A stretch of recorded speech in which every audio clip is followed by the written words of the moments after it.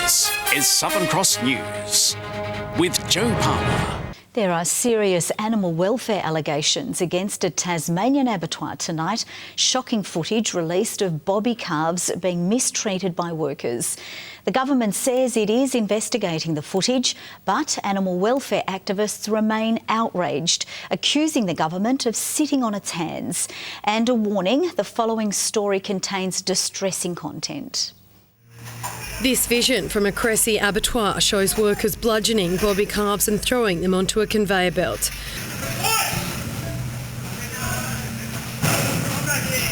The footage was captured by animal welfare activists in August and September last year. Animal Liberation gave the footage to the Primary Industries Department to be dealt with in December, but says nothing has been done. The more we turn away and the more we don't want to know about this, the more we allow this sort of cruelty to continue to happen. This morning in Parliament, the Greens questioned the government over the allegations. Can you confirm there is an investigation with the intention of charges being laid on the perpetrators? Minister, will you show leadership and compassion and act on this incredibly disturbing footage today, or will you allow this kind of activity to continue to happen on your watch? Departmental staff have reviewed the video footage provided and, of course, will thoroughly investigate the matter. They haven't investigated yet? You've had order. All allegations of animal cruelty are regarded as serious matters by Biosecurity Tasmania, and complaints are regularly investigated by the department. The abattoir's managing director, Brian Oliver, says he's disgusted and doesn't condone any mistreatment of animals. In a statement, Mr Oliver said 60 hours were recorded and a 10-minute video produced. Out of that 10 minutes, 7 minutes was mistreatment, and some of that footage has been repeated. But also, we must remember, this is not what's supposed to happen in abattoirs, and we have to believe this is an aberration. This is not the norm, and we need to ensure that any further aberrations are always treated seriously. Brian Oliver says the staff who committed the acts left the company in October, and that following this issue, more preventative measures will be put in place. Louise Hedger, Southern Cross. Frustrations over the King Island freight service reached boiling point today as Labor accused the government of dismissing concerns over the current situation. Shane Broad said customers are considering chartering their own boat to clear the freight backlog. What I asked today was, would the Minister allow this group access to Tasport's facility so they can clear this backlog? And we didn't even get close to an answer on that question, and this is a question that's been put to me directly. Mr Broad says the problem will only get worse during winter, but the government says it is considering all options for the island. New South Wales doctor Stephen Edwards has again fronted the Hobart Magistrates Court over the death of his mother in March last year. His mother, Nelda Edwards, was 88 when she died in her Sandy Bay home after receiving medication. The matter was adjourned until August 4, when expert witnesses are set to give evidence. Edwards will remain on bail until then. Since 1859, 15 Tasmanian Fire Service officers have lost their lives in the line of duty. Today, firefighters across the nation paused to honour those who have paid the ultimate price. The bell was rung 15 times for each life lost in Tasmania since 1859. It's a devastating reality former firefighter Brian Baker knows all too well. His younger brother Terry was just 22 when he was killed on duty in 1957.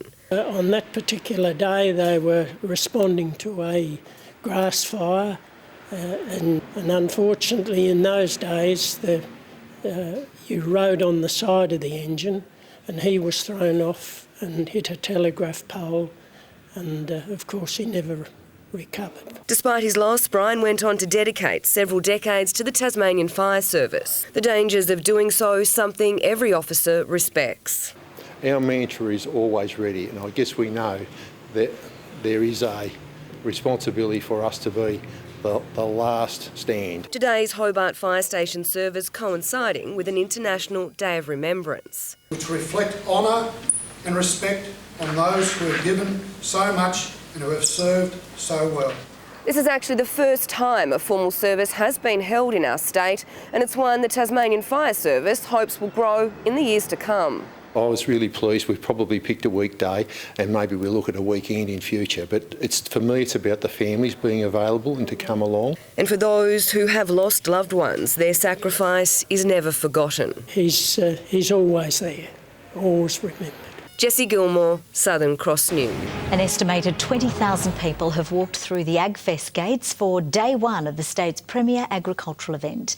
Today's sunshine helping bring out the crowds, with the show's oldest exhibitor back on site to show off his wares. As thousands filled the streets of Quercus Park, meeting the big and the small, it's here inside the Craft Pavilion where you can meet one of the event's most loyal exhibitors. 90-year-old Brian Pearce has had his skin tanning stall at AgFest for 34 years.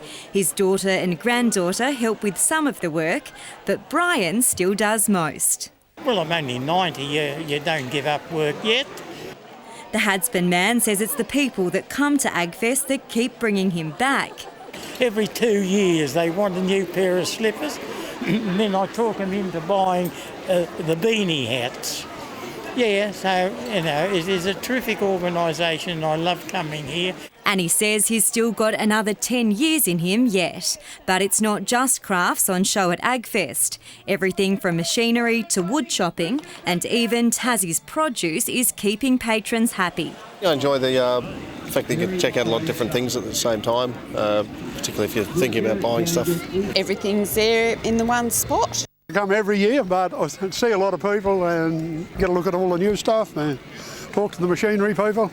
Organisers pleased with the day one turnout. There's so many people here today, the sun's out, there's no mud, there's no rain, and I'm one happy chairman. The state's three biggest rural organisations also used the event to call on all politicians to have a more holistic approach to the agricultural industry.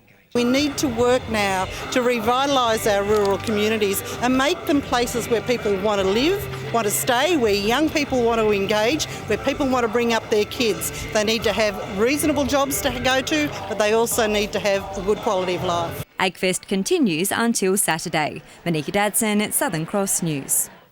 And those in the state's agricultural industry are set to benefit from a new $1.7 million state government investment. Health Minister Michael Ferguson says the funds will be given to Rural Alive and Well over the next 3 years and will be part of this month's state budget. The organisation thankful for the ongoing support. In the last 12 months, our services had calls on it have risen by close to about 40%. And this funding will certainly keep our guys in the field, which is what we need. The organisation also today received another $5,000 from the Tasmania Farmers and Graziers Association. Well, now let's take a look at the day's business and finance. With thanks to Tasplan, your local super fund, the Australian share market has closed lower for a third straight session, weighed down by the big banks as investor confidence waned after the market failed to break the important 6,000-point mark earlier this week. The ASX 200 index has dropped by 15.9 points. Short time ago, the Australian dollar was trading at 74.05 US cents and 83.5 Japanese yen. In the TSL, lowly battler Devonport has a big chance to get win number one when it takes on Hobart City Demons this weekend. Its coastal counterpart Burnie has another tough assignment when it fronts up against an undefeated North Launceston. Competition powerhouse North Launceston had no troubles overcoming Devonport on the road. The side is posting big totals, averaging nearly 120 points from its first 4 games. Our experienced players have had a really fantastic start to the year, so your Coxkies and your Walshies and those sort of guys. But it's probably the tier just underneath, like Alex Lee. I don't think he's been beaten in the ruck this year. Forward line firepower coming courtesy of Zach Burt. He managed 6 majors on the weekend.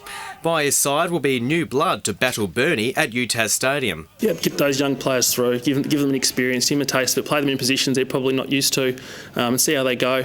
Devonport is dusting itself off after the 96-point loss. Now in its sight is Hobart City, Devonport's best shot at a win since it played the Dockers in round 3. We definitely think we can win. We've got our next 3 or 4 games are probably teams more around our skill level as such. So we're really hoping to get a couple of wins on the board there. Butler's in red-hot form, notching up 30 touches 3 games straight. A couple of other young fellas, if they step up a little bit more, then we should be right. It won't be easy. The Demons need to respond after a tight loss to Lauderdale last week. We've probably gone a little bit old school with our training this week, so we've gone back to basics. So we've had a couple really hard sessions on Monday and Tuesday. Tom Johnson, Southern Cross News. Back home, and top NPL side Olympia FC has shocked the competition by sacking its coach Ian Shaw. The club claims ill feeling between coach and board since day one of the season is behind the decision. 8 wins, 1 draw for only 1 loss. Not enough to save Ian Shaw's skin. It stems from the lack of preparation in pre-season, which led to a 3-0 loss in round 1 to South Hobart. But a rousing recovery since then seemingly counts for naught. No, it's not unusual. I mean, the expectation that you may have for Olympia might not be the same as the board's. I have a very high expectation of how the club should be performing. The club went hard to sign Shaw. No love seems to be lost. I'm human, I made a mistake. No egg, it's just what happened. Kenny Weston enters the hot seat. He steps up from his role as coach of the state's development team, which is sending a record 4 players to tryouts for national selection. I don't feel nerves towards a role, don't feel nerves towards, expectation, because my expectations are off the charts, to be honest with you. Meanwhile, in netball, Arrows remains the benchmark. The side squares off with Burnie following an incredible 89-goal win last week, while Kingston Blues takes on Corana after a 4-week break. The time off, I suppose, has given us the chance to be really quite intense at training and try and close that gap where we were having concentration lapses. Had a good hit out last week against OHA, so pretty happy with the way things are going, but yeah, just excited to get on court again. Tom Johnson, Southern Cross News. Good evening and happy Star Wars Day, everyone. Ooh. All the Star Wars activity today reminds me of the time that Joe Palmer went to a Star Trek convention, not Star Wars, Star Trek convention, dressed as Chewbacca. It certainly was a Wookiee mistake. Hobart, 18 degrees today. Launceston, 16. Burnie and Devonport, also 16 degrees. Bushy Park on our high of 18 as well. Temperatures generally above average today after Lyowini recorded the low of -5. Friendly Beaches and Grove, 17. King Island, Lowhead, Wynyard and Strawn 16 and Flinders Island 15 degrees. Low cloud sits over the northern New South Wales and Queensland coast. There we are. We have a lightsaber to tell you where that is. Also through Bass Strait and to our west. More cloud inland over New South Wales and Queensland. A cold front has cloud across southern WA. Low cloud again streaming across Tasmania in that westerly airstream, Matsika Island and Low Rocky Point, 4 mils of rain. Tomorrow, the high moves over the Tasman Sea with the trough through western Queensland and the front tracking over the Bight. North to northwest winds increasing to 15 to 25 knots in the west during the morning and later over the east and to 30 knots over the west and south early evening. Strong wind warning for waters between South East Cape and Sandy Cape. So to tomorrow, partly cloudy, Hobart 18, 17 for Huonville, partly cloudy for Campania, 18 as well.